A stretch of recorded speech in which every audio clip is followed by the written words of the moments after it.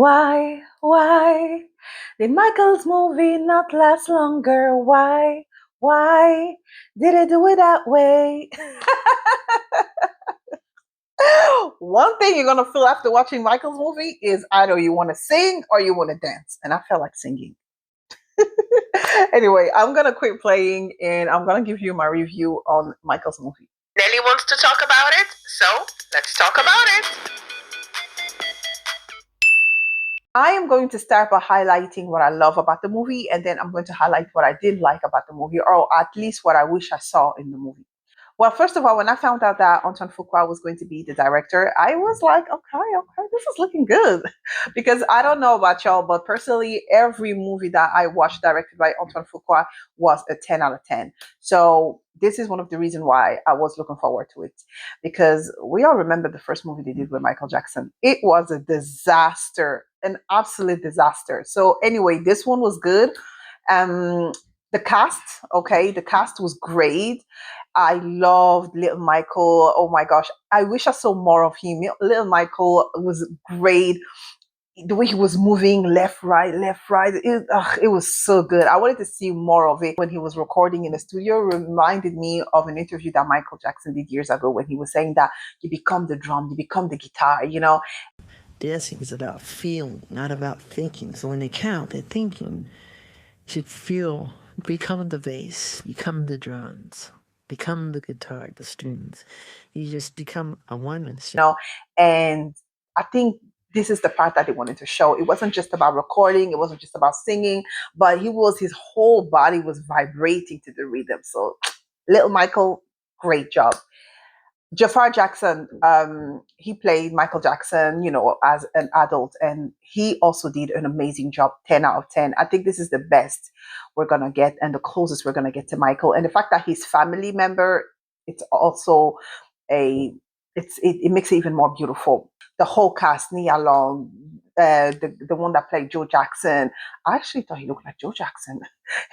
Whatever the makeup, the way they did it, oh my gosh, they aced it. I also love the way they showed Michael's love for Peter Pan, like cartoon, and also his love for animal, because this was a side of him that was often misunderstood when he was still alive. You know, it was the fact that he was grown and he was into cartoon.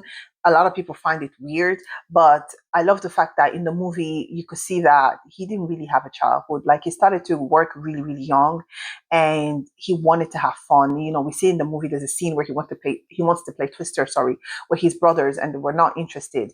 Even though he enjoyed singing, a lot of the time it was work as well. So it was good that in the movie, the more you watch it, the more you understand him more. Another thing I loved about the movie as well is the fact that they show his Michael's relationship with his dad, Joe Jackson, and we all know it was a complicated relationship. And to me, it was mostly the lesson to learn from this. It was the fact that, you know, his dad started this whole thing. And we got to give credit to Joe Jackson. I know that, you know, him and Michael had a complicated relationship, but we also have to give credit to Joe Jackson because he started this whole thing. However, lesson to learn from this is that no matter how much somebody invests in you for you to be where you are or contributed to you being who you are or you being where you are, it does not mean that, you know, you owe them for the rest of your life. Like when it's time to go, it's time to go.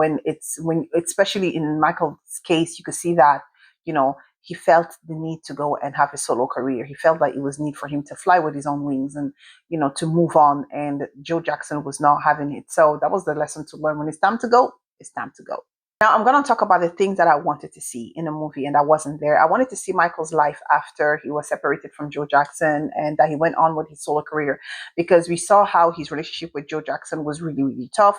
But on the other hand, it looks like after he went solo, all was good. You know, he went on a bad tour, or I think it was a bad album that was released and all of that. But he had a lot of trouble. Like he went on from having his issue with Joe Jackson to having issue with his record label, and I wish that was shown in the movie.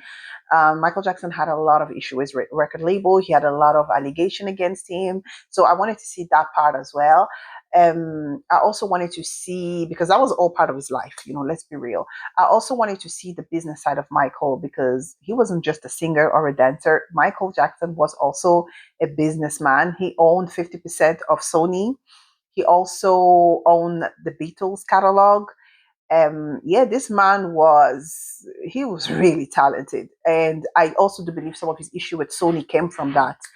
Sony Tommy Mottola. Tommy Mottola is the president of the record division.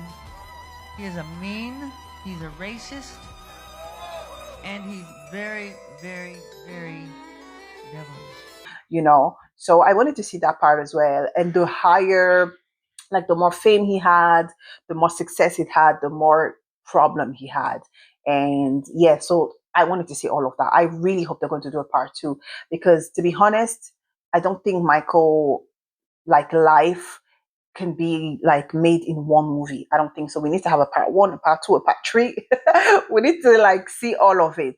Michael started, I wasn't even born yet, and until today, we're not only talking about him, but he still has a huge impact. So it shows the kind of artist that he was. And last but not least, I wish there was more footage of like Michael's real concert. Like, I wish there was a bit of footage here and there, like real footage, especially the part when you see people were like falling and fainting and all of that. I feel like the movie didn't even like show how intense it was. I remember like as a little girl watching videos of his concerts, and it was crazy. Like, people were falling left, right, center. So I wanted to see like real footage.